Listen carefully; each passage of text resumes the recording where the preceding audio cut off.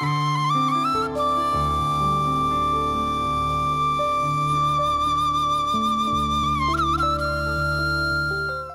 தொலைக்காட்சி பார்வையாளர்கள் எல்லோருக்கும் இனிய காலை வணக்கம்.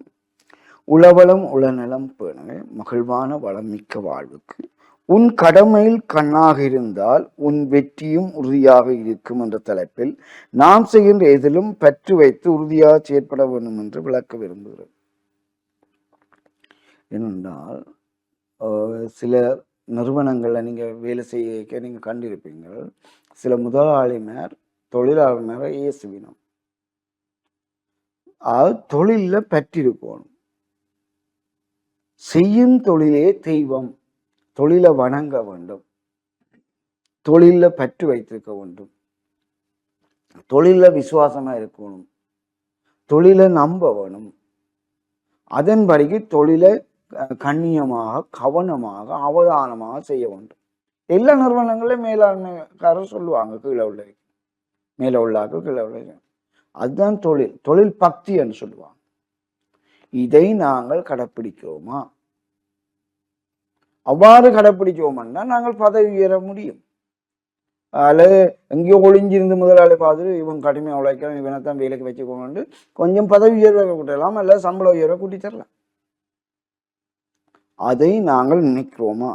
கடமை நேரத்தில் வேறு வேலையை செய்யக்கூடாது, செய்கிற வேலையை ஒழுங்கா செய், பிற வேலைகளுக்கு உள்ளே தலையை கொடுக்காது என்று முதலாளிமார் சொல்லுவாங்க. அதான் இதுதான் இந்த முதலாளியர் மேற்ற அல்ல மேலாளர் மேற்ற கவனிப்பு இப்படியா தான் இருக்கு. அப்ப நாங்க என்ன செய்யறோம்னா, ஒன்றை செய் அதனை ஒழுங்கா செய் அதில் நிறைவு கிட்டும்.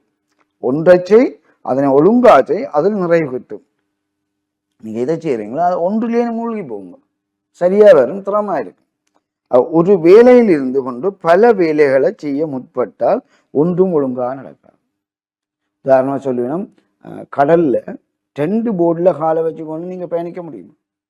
முடியாது. 2 காலையும் ஒரு போட்டுக்கு காலை வச்சுக்கொண்டு நீங்க பயணிக்க. ஒரே நேரத்தில் ஒரு வேலையை கவனிங்க, பல வேலைகளை கவனிக்காதீங்க. ஆகவே ஒரு தோணியில் சொன்னது இவ்வாறு நடைமுறை எடுத்துக்காட்டுகளாக ஒரு நேரத்தில் ஒன்றிய பார்த்து ஒன்றிய சிந்திக்க வேண்டும். அப்போ ஒன்றை செய்வதால் முழு கவனம் ஒன்றின் மீது செலுத்தப்படுவதால் அதாலே ஒரு சிறப்பு தேர்ச்சி வேறும். அனுபவம் பட்டவை இதை இப்படி வச்சு செய்தால் இப்படி திறமா இருக்குமே என்ற ஒரு சிந்தனை ஓட்டம் கூடும். அதனால உங்களோட அறிவார்ந்த வளர்ச்சி பெருகும். ஆகவே அதுல சிறப்படைய முடியும். ஒன்றின் மீதான அவதானிப்புகள் கவனிப்புகள் அதனை நன்கு அறிந்து செயற்பட தூண்டுவதால் அதனை வெற்றிகரமாக நிறைவேற்ற உதவுகிறது. அது கான்சென்ட்ரேட்னு சொல்றது, ஆங்கிலத்தை கான்சென்ட்ரேட்னு சொல்லுவாங்க. அதாவது கவனமாக இருக்கும். சில சொல்லலாம் அதன் பொருள் ஒன்றிலே கவனம் செலுத்தி ஒரு முக நோக்கில் உள்ளத்தை மனத்தை ஒன்றின் மீது நிறுத்தன்னு சொல்லுவாங்க. ஒரு பார்வையில் இப்போ நான் கோயிலுக்கு போனால் ஆண்டவனை சிந்திக்கணும். அதே போல தொழிலுக்கு வந்தால் தொழிலை மட்டுமே சிந்திப்போம். என்ன தொழில் முக்கியம்? ஃபர்ஸ்ட் இன் ஃபர்ஸ்ட் அவுட், முதல் வேலை முதல் செய்து முடிக்கவும். அந்த கவனிப்பிலே நாங்கள் செய்கிற தொழிலை கவனிக்கிறோமான்னு பார்க்கணும். அவ்வாறு நாங்கள் கவனிப்போமா இருந்தால் நாங்கள் எங்களோட தொழிலில் கொஞ்சம் கூடுதலான பற்று வரும். ஆக பற்றுறுதி வந்தவுடனே என்ன வரும், அந்த தொழிலை கவனமாக அவதானிப்போடு செய்கிறோம். அதனால நாங்கள் வெற்றிகரமாக செய்ய முடியும்.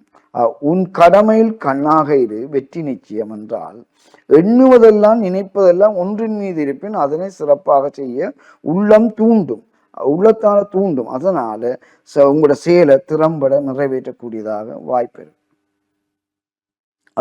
உங்கள் கடமையில் அல்ல வேலையில் கண்ணாக கவனமாக இருங்கள். அதாவது ஒன்றிலே முழு கவனம் செலுத்தி வெற்றி காண முயலுங்கள்.